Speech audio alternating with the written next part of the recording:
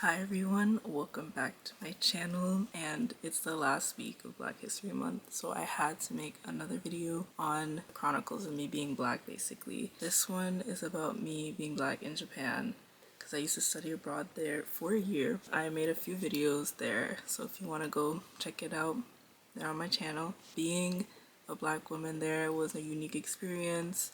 And I feel like it's always interesting to hear, like, before I even went to live there, I used to watch people make videos just like this, so now that's me. I do want a disclaimer real quick that in my opinion, American racism is way worse. My experience doesn't cover everything. I don't cover every black woman. I don't cover every black person. I don't cover for a black man or any other ethnicity. It's just me, what I went through, my experience, and what I saw. I think the most shocking thing was my second semester. I had a professor that I feel like it was unpopular opinion because I just did not like her. Everyone really liked her and she didn't really do anything wrong. I just didn't like the teaching style of the semester, and I really didn't like how she would always just kind of sabotage my grade. Let me let you know I'm not reaching. So I was the only black student in my Japanese language class, and my first semester was pretty good. I really liked my professors. We had two and they would switch throughout the week, but then my second semester I hated that class so much. It was my least favorite class. It's not like I dislike a class when it's hard, because last semester was hard, but the one I'm talking about now, the professors we had taught completely differently. They only taught in Japanese. Mind you, we were like the beginning of intermediate. If I knew Japanese, why would I be in this class? They only taught in Japanese, and we had the two professors who would switch, but these new professors were just really different. They taught differently. They taught it with a new textbook. This professor was a more funny one. Everyone liked her more, while the other one was just more kind. But I didn't really like her because she was always talking about my hair. I'm used to that in the United States, but she was overdoing. You know when someone's just doing too much and you're like, that was her. She would always ask like random questions during a speaking quiz, which I'm getting rated on, and our speaking quizzes were based on the textbook. And if you went outside of that, you're on your own. But she was asking if my hair was a wig in Japanese, and I was like, how do I explain? So I just said it's not a wig. Like, I couldn't give an elaborate explanation. My fault, but I'm not fluent and I don't know how I barely know how to explain my hair to people in my native language. How am I supposed to explain my hair to you? So I got really irritated, and of course I got a bad grade because I really froze up. I was just not expecting that. And my hair was in twists, but they were like definitely longer than this, so maybe here.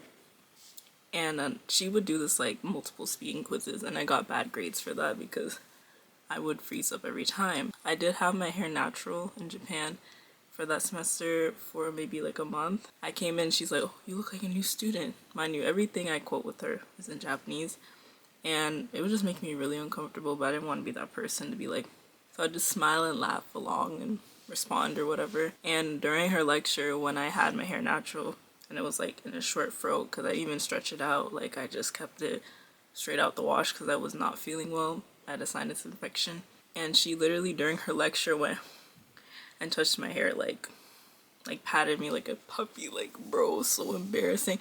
And like everyone in the class was like, oh, because they were like, oh, and I was like, and she was like, hee, and kept going. So that wasn't really cute in my opinion to have my hair touched in the middle of a lecture. That has nothing to do with hair really. She was just talking about like how to describe people, and I'm like, nice, I'm the only person here with curly hair. I'm the only person here who's darker skinned.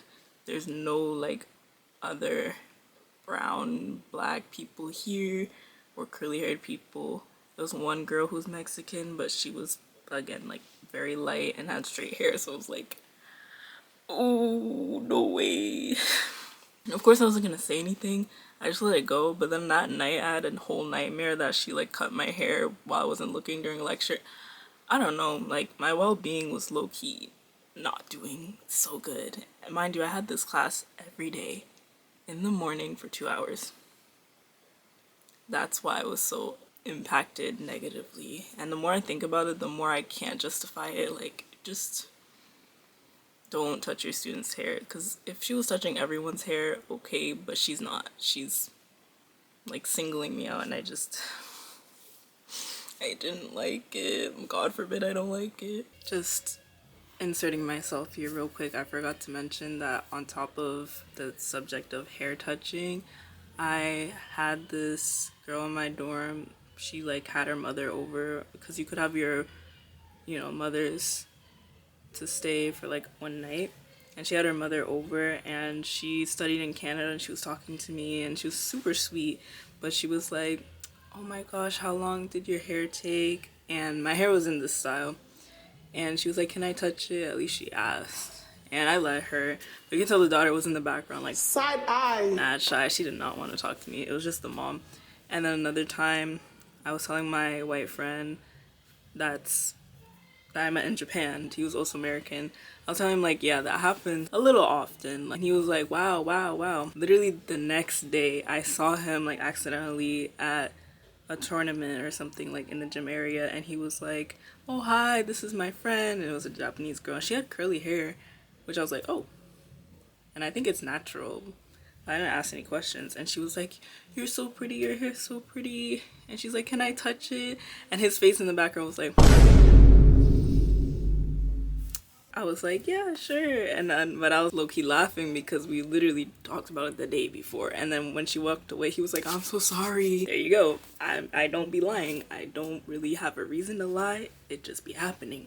There was other little moments when I would go out with my Japanese friend. For example, we'd go to our favorite cafe and they'd give her the Japanese menu and me the English menu. And I'm like, or they ask like, do you want an English menu? And I'd be the one to answer in Japanese because I can hear you. It's being foreign is basically everybody talking around you as if you can't hear them.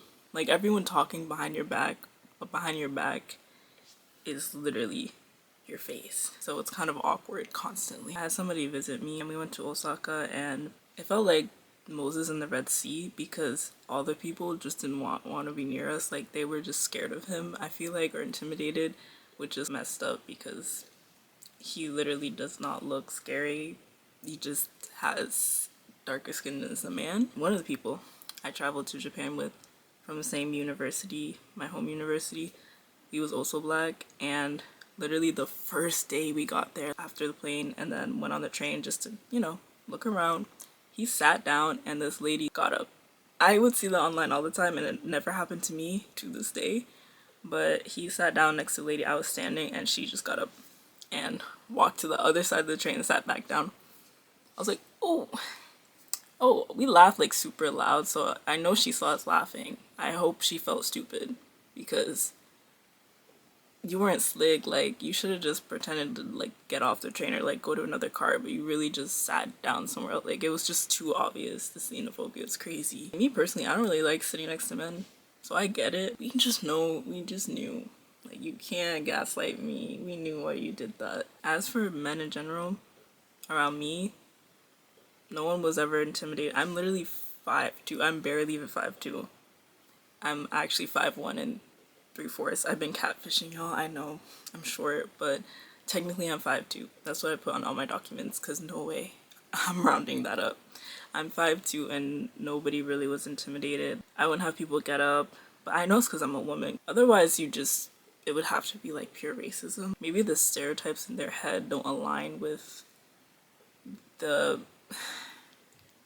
stereotypes of black women in their head don't align with maybe American, because American stereotypes of black women were aggressive and scary as well. People also would treat me like how they treat black men in Japan. Also, lastly, I used to use an app called Hello Talk, which is basically a language app to practice. You can do it with any language. They practice their English, and then you practice whatever language you want to practice.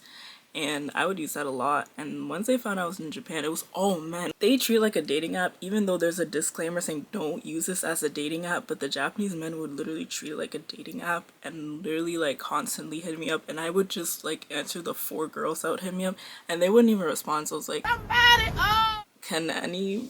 I was so irritated. So I literally just had men. Maybe I'm making assumptions, but I just know you don't talk to somebody like that as a Japanese man. If I was a Japanese girl, the way you're talking to me, because you might think I'm easy or something because I'm foreign.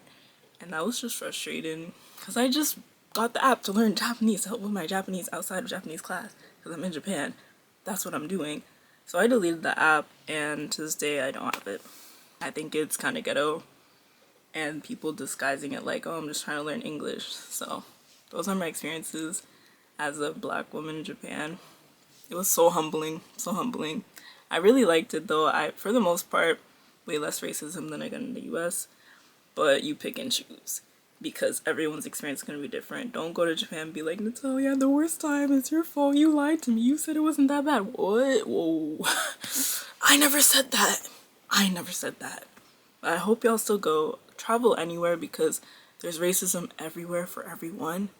Everyone gets a slice of the pie, I guess, except for maybe the main oppressors, you know, this color people. It's still racism for literally everyone, everywhere. So just go wherever you want, be safe, be mindful, do your research. But I'm not bashing Japan and I'm not bashing traveling. As a black person, you should still travel. Y'all gonna see me traveling, definitely. I'm gonna see you guys in the next video. Thank you for watching and listening to my stories. Bye, see you.